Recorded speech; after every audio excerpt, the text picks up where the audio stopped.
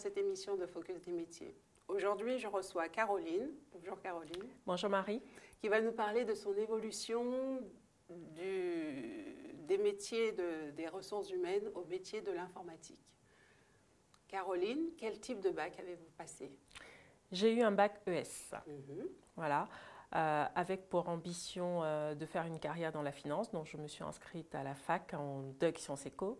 Très rapidement, je me suis rendu compte que ça ne correspondait pas à mes attentes.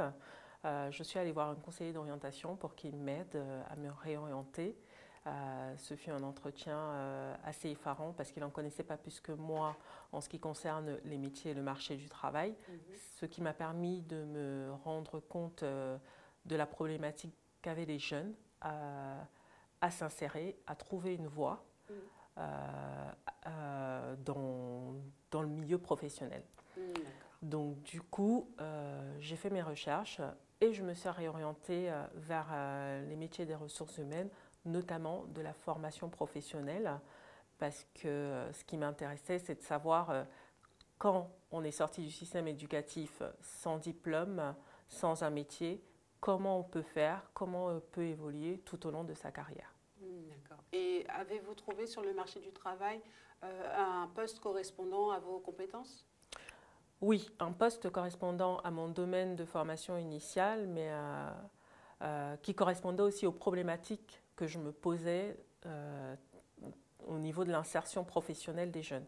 J'ai travaillé mon premier emploi a été dans un organisme paritaire agréé qui collecte les fonds de la formation professionnelle continue. En fait, il faut savoir que quand vous travaillez, sur votre fiche de paye, il y a un pourcentage qui est destiné à la formation professionnelle.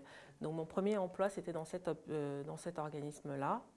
Et j'accompagnais les entreprises dans leur stratégie formation, je conseillais les salariés d'entreprise dans leur choix de formation et je faisais la promotion de l'alternance.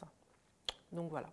Et par la suite, vous avez eu encore envie de persévérer, de vous former, apprendre encore d'autres métiers par rapport aux ressources humaines, lesquelles? Tout à fait. Mes principaux interlocuteurs quand je travaillais dans cet organisme-là, c'était essentiellement des DRH, des responsables formation, des chefs d'entreprise.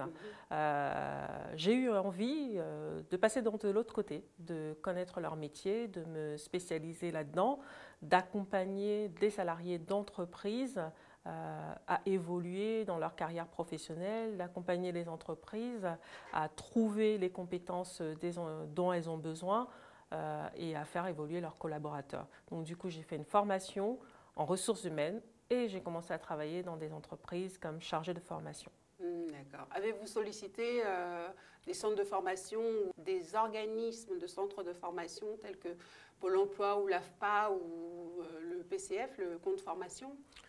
Tout à fait. Pour m'accompagner dans mes projets de formation et de reconversion, j'ai fait appel à des financeurs.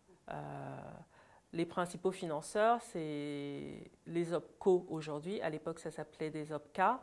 Mais il existe énormément de financeurs qui peuvent nous accompagner dans nos projets de formation tout au long de notre vie professionnelle ou dans nos projets de reconversion.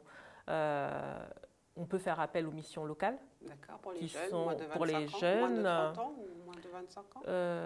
Je pense que les publics sont plus élargis aujourd'hui au niveau des missions locales. On a non seulement des jeunes, mais on a aussi tous les publics qui sont très éloignés de l'emploi, en fait, qui n'ont pas de diplôme du supérieur. Donc effectivement, il y a les missions locales, il y a les régions aussi qui peuvent accompagner, on peut trouver des conseils au niveau des régions pour obtenir des financements.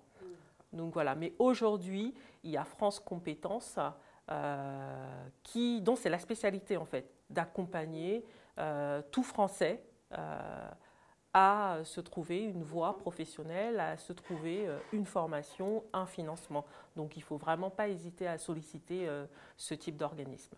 D'accord. Aujourd'hui, vous exercez un métier, votre métier converti au numérique, à l'informatique. Pouvez-vous nous en dire plus? Oui, aujourd'hui, je me retrouve à travailler plutôt dans la branche du numérique. et de l'informatique, on va dire, c'est une évolution qui peut, au premier abord, ne pas paraître naturelle, mais qui, pour moi, est tout à fait naturelle. Parce qu'en tant que chargé de formation, gestionnaire formation ou formateur, on utilise des outils numériques. Et ces outils numériques sont conçus par des informaticiens, mais il faut que ces informaticiens ils connaissent nos problématiques, nos métiers. Donc, dans les différents postes dans la formation que j'ai occupée, j'ai eu à travailler avec des informaticiens pour améliorer les outils que j'utilisais.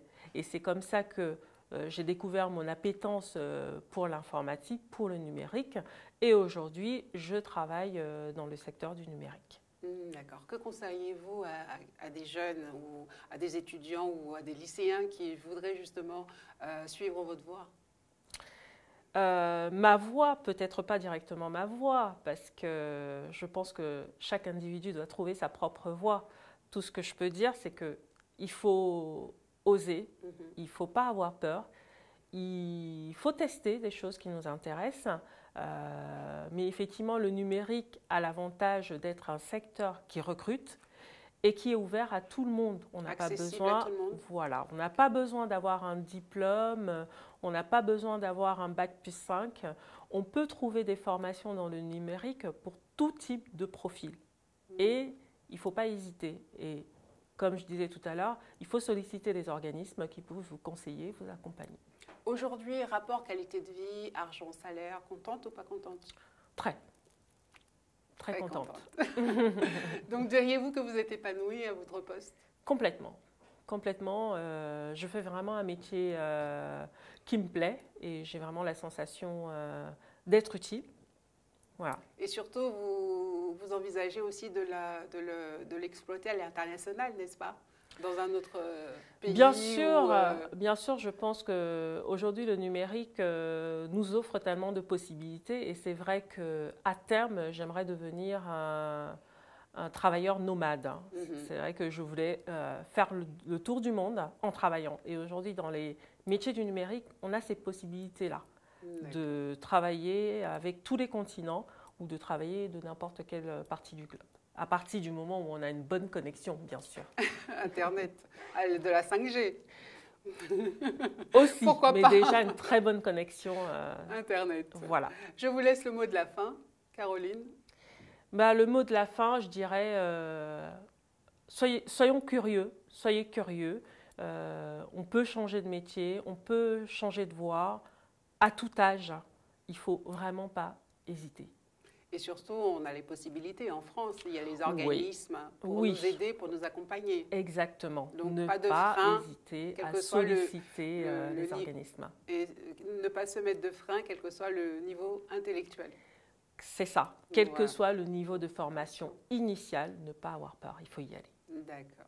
À bientôt pour une prochaine émission Focus des métiers. Au revoir, Caroline. Au revoir, Marie. Merci de m'avoir invitée.